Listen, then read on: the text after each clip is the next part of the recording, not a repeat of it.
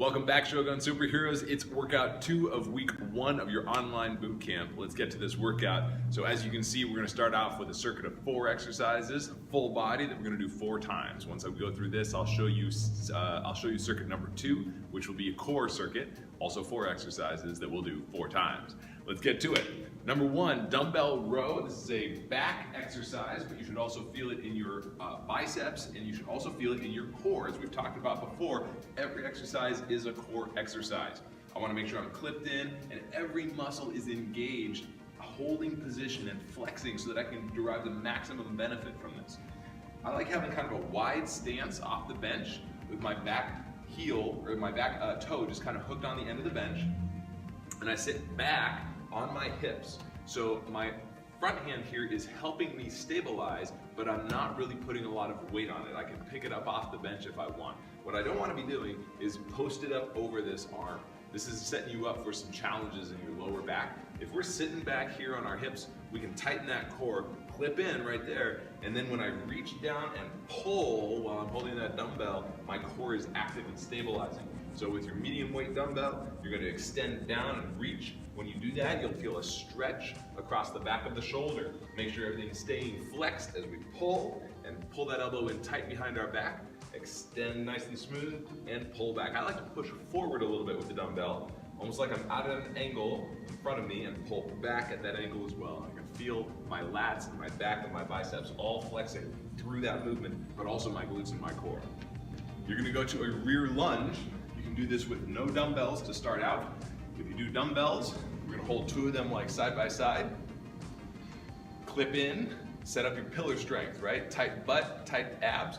We're going to step back and stabilize. I want to always be able to hit pause at any point of a movement. So I don't want to roll back here and be unstable. I'm going to reach back and pause and then drop that knee to the floor. And I should be at about 90 degrees on both knees as I power back up. Step back and pause, drop and drive. It's pause, drop and drive. Pause, drop and drive. The whole time I'm staying clipped in, I'm breathing from the belly, my glutes are tight, I'm using every muscle in my body. Next, we're gonna have some fun with a monster lunge. We just warmed up your backside with those rear lunges. Monster walks, you're gonna take one of your lighter bands, you're simply gonna step into it. And what's great about bands is you can make each of these exercises infinitely scalable. You can make them as difficult or as hard or as easy as you want them to be. So I like starting out about hip width, and I'm gonna pull up on that band a little bit and choke up on it. I'm gonna drop down into a little skier squat stance. So let me step back here so you can see my feet.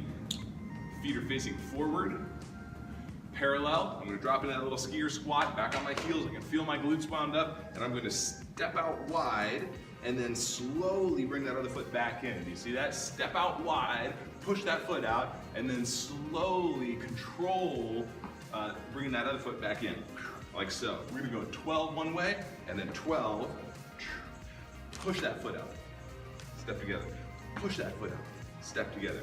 Slow and controlled, clipped in the entire time, looking for that backside. And then finally, banded lat pulls. So we're gonna want something that we can attach this band to on a wall. If you're in your garage door slider bar is perfect for this. Just able to loop through the band itself. You can adjust the height on this. A lat pull basically means these muscles under here, your back makes that V taper. They're so essential to back strength and to the shape and sculpting and definition in our back. This is all about time under tension. So get choked up on the band a little bit. We're gonna step back, feet together, drop the hips a little bit, and make sure we're clipped in, tight butt. Again, pillar strength, solid body. I should feel a little bit of a tension on that band. I'm gonna pull down till I get to my thighs. My arms stay locked, okay? Don't let the elbows bend. And when I'm here, I'm pulling those shoulders down and back, and I feel a huge stretch and contraction right here. Pause for 1, 2, and then slowly, slowly, slowly coming back up. And squeeze back down for 1, 2, slowly, slowly, slowly coming back up, and 1, 2. Notice nothing's changing in my body. I'm not arching or curling with my spine. I'm simply extending with the arms, reaching out as far as I can, and squeezing down, 1, 2. And over the course of that set, you're gonna feel a deep burn in your lats and the backs of your arms, so it's a bonus. All right, moving into abs, we can see we have 4 ab exercises that we're gonna do 4 times through. Let's get to it.